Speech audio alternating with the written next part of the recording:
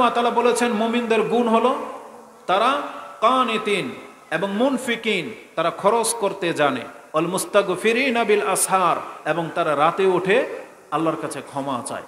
তাহলে এগুলো ভুলবেন না। তো এই আয়াতও প্রমাণ করে যে আল্লাহ সুবহানাহু ওয়া তাআলা বলেছেন মুমিনদের একটা গুণ হলো মুমিনরা খরচ করতে জানে, মুমিন কোনোদিন কৃপণ হয় না।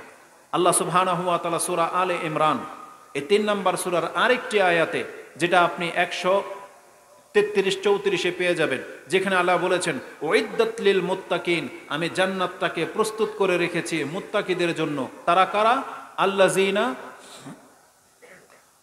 উইদ্দাত লিল মুত্তাকিন আল্লাযিনা,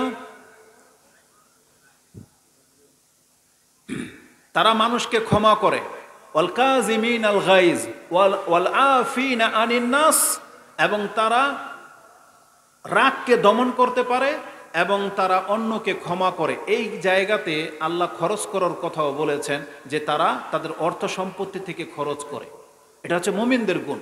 আরেকটা আয়াত নিয়ে নেন, আল্লাহ সুবহানাহু ওয়া তাআলা আমাদেরকে বলেছেন যে এটা হচ্ছে মুমিনদের গুণ, যে মুমিনরা তাদের অর্থ সম্পত্তি থেকে খরচ করবে। আর এটা যে আমাদের ফরজ দায়িত্ব, এই মর্মে সরাসরি আল্লাহ আমাদেরকে আদেশ করেছেন। কোরআনে কিছু আয়াত আছে যে আয়াতগুলো ইয়া আইয়ুহাল্লাযীনা আমানু দিয়ে শুরু হয়েছে, আর কিছু আয়াত আছে ইয়া আইয়ুহান নাস। এই দুইটা আয়াত আপনি খুব গভীরভাবে লক্ষ্য করবেন। ইনশাআল্লাহ আগামী খুতবায় এই বিষয়টা নিয়ে কথা হবে যে ইয়া আইয়ুহাল্লাযীনা আমানু বলে আল্লাহ কি বলেছেন। আব্দুল ইবনে মাসউদ রাদিয়াল্লাহু তাআলা আনহুর কাছে কিছু ব্যক্তি উপদেশ নিতে এসেছেন যে আমাদের কাছ থেকে কিছু অঙ্গীকার গ্রহণ করেন। তখন তিনি বলেছিলেন কোরআনে যেখানেই তুমি আয়াত পাবে ইয়া আইয়ুহাল্লাযীনা আমানু বলে আল্লাহ সম্বোধন করেছেন আরেহনা, তাহলে তুমি কি করবে? তোমার কানকে খাড়া করে দিবে, কান খাড়া করে দিবে যে এরপরে খায়রুন ইয়া'মুরু বিহি আও শাররুন ইয়ানহাউ আনহু। আল্লাহ সুবহানাহু ওয়া তাআলা হয় সেই আয়াতে তোমাকে সবচেয়ে কল্যাণকর কোনো কিছু আদেশ করবেন অথবা সবচেয়ে খারাপ কিছু থেকে তোমাকে নিষেধ করবেন। আপনি দেখেন কোরআনে আমি দেখেছি প্রায় 89টা আয়াতের মধ্যে ইয়া আইয়ুহাল্লাযীনা আমানু শব্দটা আছে। এর মধ্যে যে আদেশ এবং নিষেধ আছে, আমি আশ্চর্য হয়ে গেছি যে তারা কত সূক্ষ্মভাবে কোরআন পড়ে এবং কত উত্তমভাবে উপদেশ গ্রহণ করে। যে ইয়া আইয়ুহাল্লাযীনা আমানু, তাতে কি আছে? যেমন আপনি 2-1টা আয়াত নিয়ে নেন। কোরআনে সূরা বাকারাতে আল্লাহ সুবহানাহু ওয়া তাআলা শুরুই করেছেন 104 নম্বর আয়াত দিয়ে ইয়া আইয়ুহাল্লাযীনা আমানু লা তাকুলু রাইনা ওয়া কুলু উনজুরনা ওয়াসমাউ, তোমরা কান খাড়া করে শোনো, তুমি কথা শুনবে, এটা আদেশ করা হয়েছে। তারপর আল্লাহ বলেছেন ইয়া আইয়ুহাল্লাযীনা আমানুস্তাঈনু বিস-সাবরি ওয়াস-সালাহ, এটা আপনি 153তে পেয়ে যাবেন। আল্লাহ বলেছেন ইয়া আইয়ুহাল্লাযীনা আমানু কুলু মিন তাইয়্যিবাত, এটা আপনি 172-এ পেয়ে যাবেন। এভাবে আল্লাহ বলেছেন ইয়া আইয়ুহাল্লাযীনা আমানু, হে ঈমানদাররা কুতিবা আলাইকুমুল কিসাস, তোমাদের উপরে কিসাসকে ফরজ করা হয়েছে। তারপরে বলা হয়েছে ইয়া আইয়ুহাল্লাযীনা আমানু কুতিবা আলাইকুমুস সিয়াম, যেটা 183 নম্বরে পেয়ে যাবেন। ঠিক তেমনি আল্লাহ বলেছেন সূরা মায়েদার প্রথম আয়াতে ইয়া আইয়ুহাল্লাযীনা আমানু আউফু বিল উকুদ, তোমরা তোমাদের অঙ্গীকারগুলো পুরো করো। এইভাবে যতগুলো আয়াত পাবেন দেখবেন সব সেনসিটিভ আয়াত, যেখানে আল্লাহ ইয়া আইয়ুহাল্লাযীনা আমানু বলে সম্বোধন করেছেন। এই খরচের ক্ষেত্রেও আল্লাহ কয়েকটা আয়াতের মধ্যে ইয়া আইয়ুহাল্লাযীনা আমানু ব্যবহার করেছেন। তার মধ্যে আয়াতুল কুরসির আগের আয়াতটি যেটা 254 নম্বরে পেয়ে যাবেন, সেখানেও আল্লাহ বলেছেন ইয়া আইয়ুহাল্লাযীনা আমানু আনফিকু মিম্মা রাযাকনাকুম মিন ক্বাবলি আইয়াতিয়া ইয়াউমুল লা বাইউন ফীহি ওয়ালা খুল্লাতুন ওয়ালা শাফাআহ ওয়াল কাফিরুনা হুমুজ জালিমুন। আল্লাহ বলেছেন হে ঈমানদাররা, আমি আল্লাহ তোমাদেরকে যে রিজিক দিয়েছি তুমি সেই রিজিক থেকে খরচ করো সেই দিন আসার আগে, যেই দিন তুমি চাইলেই টাকা দিয়ে জান্নাত কিনতে পারবে না। লা বাইউন ফি ওয়ালা খুল্লাতুন, সেখানে তোমার কোনো অন্তরঙ্গ বন্ধুত্বগিরি তোমাকে কেউ দেখাইতে আসবে না যে আমার বন্ধু ফেসে গেছে, আমি একটু আগ বাড়িয়ে যাই ওর কোনো উপকার করি। আল্লাহ বলেছেন না। এমনকি ওয়ালা শাফাআহ, আর সেখানে তোমার হয়ে কেউ সুপারিশ করতেও আসবে না। কারণ বিচার যখন শুরু হবে এটা খুব মারাত্মক আকারে শুরু হবে, সেখানে প্রত্যেক ব্যক্তি নিজেকে নিয়ে ব্যস্ত থাকবে। আল্লাহ বলেছেন সেই দিন তোমাকে একা করে কেউ তোমার সামনে আসবে না, তাহলে সেই জায়গাতে তোমার কিসে উপকার করবে? তোমার খরচ।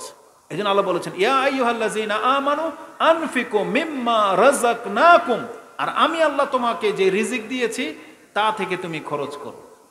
এটা এমন একটা কথা জানেন, এই যে আল্লাহ সুবহানাহু ওয়া তাআলা তো বলেছেন না যে আমি তোমাকে যে রিজিক দিয়েছি আমার রিজিক থেকে খরচ করো। এটা এমন একটা কথা, আজকে আমরা অধিকাংশ মানুষ হয়তো নিজে মেহনত করে টাকা পয়সার মালিক হয়েছে, কেউ বাপদাদার সূত্রে পেয়েছি, কিন্তু এটা যে আল্লাহর দেয়া এটা আমরা হয়তো এখন অস্বীকার করতেছি, কিন্তু একটা সময় এটা আমরা স্বীকার করতে বাধ্য যে না, আমার যা কিছু আছে এটা আমার রবেরই দেয়া, কিন্তু আমি আর আপনি কৃপণতা করতেছি। বিচারের মাঠে আল্লাহ সুবহানাহু ওয়া তাআলা প্রত্যেকটা ব্যক্তিকে দাঁড় করিয়ে দিয়ে সামনে কথা বলবেন। এই সম্পর্কে হাদিস ইমাম বুখারী এবং মুসলিম কোট করেছেন।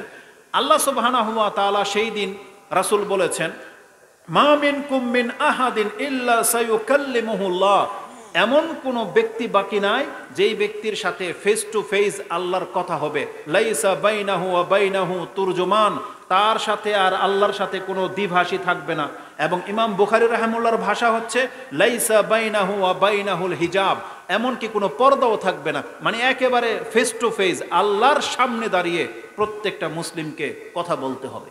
একটা সময় আসতে যাচ্ছে, সেই দিন আল্লাহ সুবহানাহু ওয়া তাআলা তাকে জিজ্ঞেস করবেন, আলাম উতিকা মালান, আচ্ছা বান্দা বলতো তোকে আমি কি সম্পদের মালিক বানাই নাই?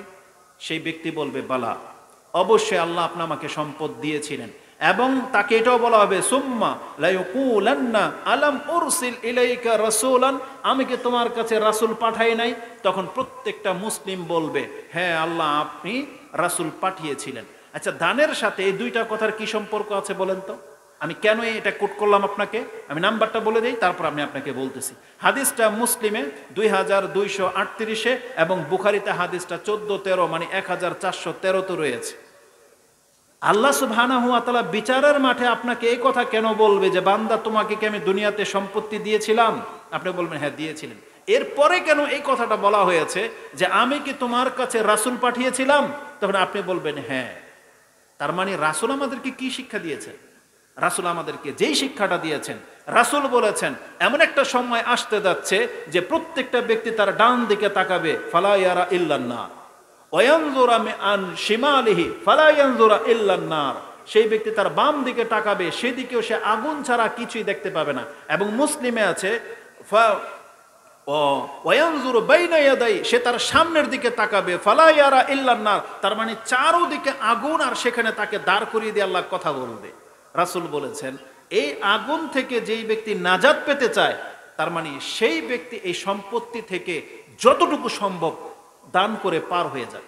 এটা কি রাসূল তোমাদেরকে শিক্ষা দেয় নাই? এই কথাটাই রাসূলুল্লাহ সাল্লাল্লাহু আলাইহি ওয়াসাল্লাম বলেছেন যে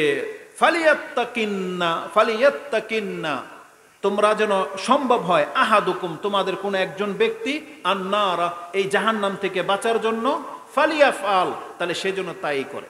আর ইমাম বুখারী রাহিমাহুল্লাহ বলতেছেন যে তোমরা এই জাহান্নামের আগুনকে ভয় করো, ফাত্তাকুন নার ওয়ালাউ বিশিক্কি তামরাতিন, একটা খেজুর পরিমাণ যদি দান করে দেওয়ার মতো তোমার কোনোদিন অবস্থা থাকে, তাহলে সেই দিন তুমি এই এতটুকু দান করে দিয়ে হলেও তুমি নিজেকে জাহান্নাম থেকে বাঁচিয়ে নাও। ওমান লাম ইয়াস্তাতি, আর যেই ব্যক্তি অতটুকু ক্ষমতা রাখে না, ফালিয়াকুল খায়ের, তাহলে সেজন্য মুখে ভালো কথা বলে। কিন্তু আমরা হয়তো অনেক সময় হাদিস পড়ি কিন্তু বুঝি না। আমি লজ্জা দেব না, আমি আমার ব্যক্তি থেকে শুরু করি। এই মুহূর্তে আমি আমার পকেটে হ্যাঁ টাকা আছে, কয়েক হাজার টাকাই আছে ধরে নেন। তার মানে আমি কি ওই শুধু একটা খেজুর পরিমাণ দেওয়ার মতন ক্ষমতা রাখি না আরো বেশি দেওয়ার রাখি? আরো বেশি দেওয়ার রাখি। আমি যেমন আজকে কয়েক হাজার টাকা নিয়ে বসেছি, আল্লাহ কিন্তু আমার কাছ থেকে সবগুলো বলে নেই তুমি সবগুলো দিয়ে দাও। আমি মনে করি আপনারাও যারা এখানে বসেছেন এমন কোনো ব্যক্তি বাকি নাই যার কাছে হয়তো কয়েকশো টাকা নাই। আমার মনে হয় না যেমন কেউ নাই। অন্তত 10, 20, 50, 100 টাকা আমাদের প্রত্যেকের পকেটে আছে, আছে কিনা? আর হাদিসের বর্ণনা হলো যার কাছে এত নাই, শুধুমাত্র খেজুর পরিমাণ কিছু দান করে দেওয়ার মতো যার সামর্থ্য রাখে, তাহলে সে যেন অতটুকুই দিয়ে দেয়। অতটুকু দিলে কি হবে?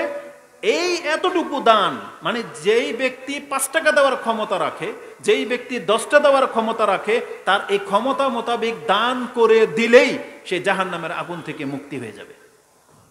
এটাই বলা হয়েছে যে তাকে জাহান্নামের উপরে দাঁড় করানো হবে, এবং বলা হয়েছে এখন যেই ব্যক্তির ক্ষমতা রাখে যে আমার কাছে এতটুকু দান করার মতন আছে, তাহলে রাসূল বলেছেন ফালিয়াফআল, তাহলে সে যেন এতটুকুই দিয়ে দেয়, কারণ এতটুকু দান তাকে এই আগুন থেকে জান্নাতে পৌঁছে দেওয়ার জন্য যথেষ্ট হয়ে যাবে।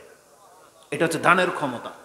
তো আল্লাহ সুবহানাহু ওয়া তাআলা আমাদেরকে বলেছেন যে আমি আল্লাহ তোমাদেরকে যে রিজিক দিয়েছি, আমি তা থেকে তোমাদেরকে খরচ করতে বলতেছি সেই দিন আসার আগে, যেই দিন কোনো বেচা বিক্রি চলবে না, লা বাইউন ফি, তার মানে সেই দিন অসংখ্য ব্যক্তি থাকবে, আল্লাহ তাদেরকে অফার করবেন। একটা কাফেরকে বলা হয়েছে যে কাফেরের কাছ থেকে আল্লাহ সুবহানাহু ওয়া তাআলা ফিদিয়া চাইবেন। আচ্ছা বলো তো দেখি, লাউ কানাত লাকুম মা ফিল আরদি জামিআন আকুনতা মুফতাদিয়ান বি, তুমি যদি পুরো পৃথিবীর মালিক হও আর পুরো পৃথিবী স্বর্ণের মালিক তুমি, এই যে জাহান্নামের আগুন এখন তোমাকে ফেলা হবে, আচ্ছা বলো তো বান্দা, তুমি কি আমাকে এগুলো সব দিয়ে দিতে রাজি যে আমি তোমাকে জাহান্নামে ফেলবো না?